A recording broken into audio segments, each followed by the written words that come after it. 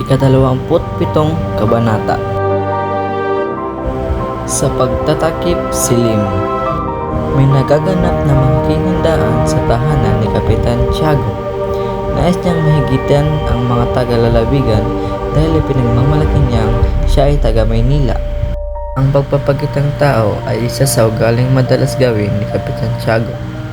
Isa pang dahilan ng paghahangad niyang mahigitan ang mayayaman dahil ang anak niyang si Maria Clara ang magiging asawa ng isang tanyag at tinahangaan ng lahat ng ito ay walang iba kundi si Crisostomo Ibarra.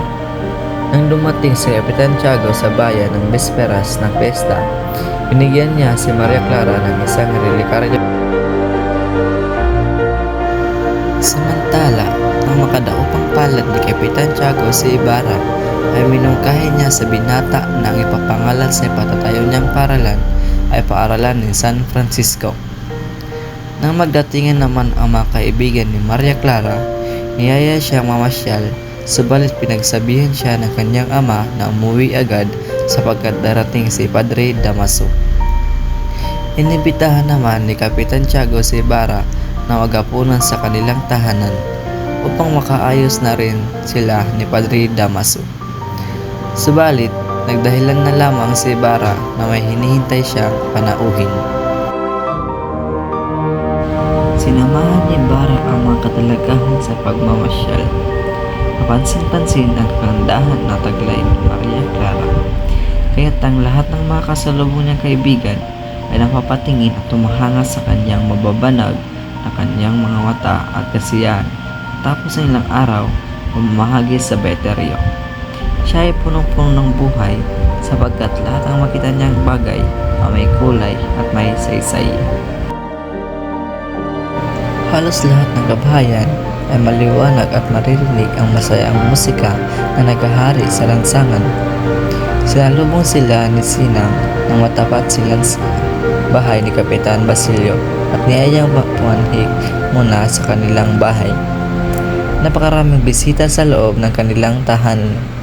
Hindi nakaligtas si Maria Clara sa papuri ng mga taong humahanga sa kanyang kagandahan at bukang bibig nila na ang dalagang ito ay tulad ng isang berhen.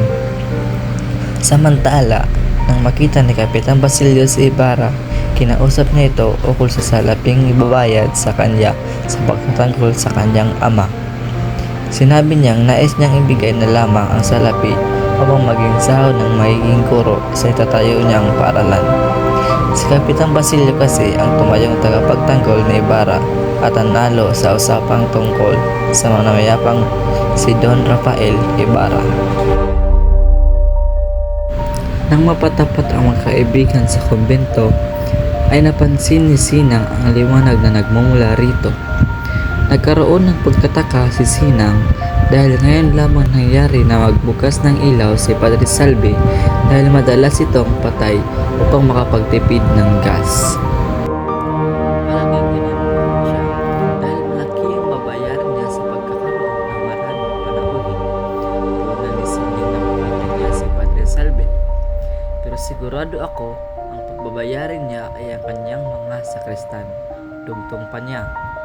Tumahimik ka, Sinang, paninita ni Victoria. Hindi na ako nangungumpisal sa kanya simula nang sirain niya ang gulong ng kapalaran, paliwanag ng dalaga. Samantala, nang makarating sila sa liwasang bayan, ay napansin nila ang kitungin ng may hawak na gitara. Kahabag-habag ang kanyang kalagayan sapagkat nilalayuan siya ng mga tao dahil sa kanyang kalagayan. Namamalimos siya sa pamamagitan ng paglalabag ng buslo sa lupa upang humingi ng abuloy at pagkatapos siya ay lalayo na. Saka lamang niya ito lalapitan kapag may mga tao magbibigay ng pagkain. Sino siya? Tanong ni Maria Clara. Siya ang kitungin na sinasabing nagkasakit dahil sa pag-aaruga sa kanyang ina. Ayon naman sa ilan, ay nakuha niya ang sakit na ito sa loob ng bilangguan. Sinamahan ni Ibarra ang mga katalagahan sa pagmamasyal. Kapansin-pansin ang kagandahan na taglay ni Maria Clara. Kaya't ang lahat ng mga kasalubong niyang kaibigan ay napapatingin at tumahanga sa kanyang mababanag na kanyang mga mata at kasiyahan. Tapos ng ilang araw, pamamahagi sa Beteryo. Siya ay punong-puno ng buhay sapagkat lahat ng makita niyang bagay ay may kulay at may saysay. May pagkakataon na hinagupit siya ng kapitan dahil tinulungan niya ang isang batang nahulog sa mababaw na kanal. Ang ama ay nagsumbong sa kapitan dahil dito ay hinagupit siya ng 6 na beses. Kahabag-habang ang nangyari sa kanya dahil hinahabol siya habang siya ay pinapalo at sinisigaw ng kapitan na mas mainam pang malunod ang bata kaysa mahawa ng sakit niyang kitong. Ang paliwanag ni Iday. Hindi napigilan ni Maria Clara ang maawa sa katungan, kaya hindi siya nagpatuloy na ibigay ng ngipin sa dahil wala siyang ibigay ng pagpapos.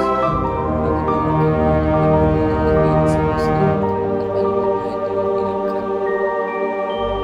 Kaya maya isang balik sa kapalit na animoy nagdarasal.